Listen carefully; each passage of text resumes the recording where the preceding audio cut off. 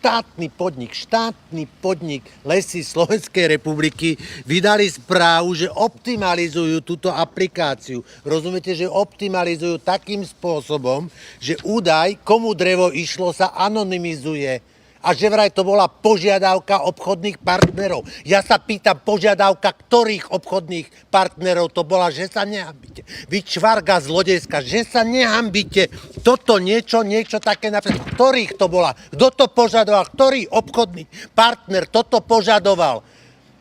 Kontaktoval som zväz spracovateľov dreva. To je profesná organizácia, nič také nepožadovali, ničoho takého sa nedomáhali. Tak ja sa pýtam, ktorá profesná organizácia, ktorý spracovateľ dreva, kto to od vás požadoval?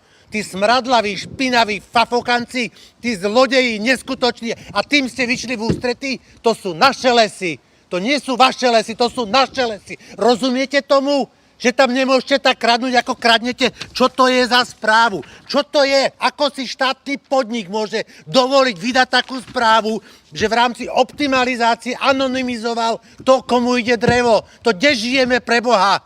To si nedovolia už ani v Džibuti.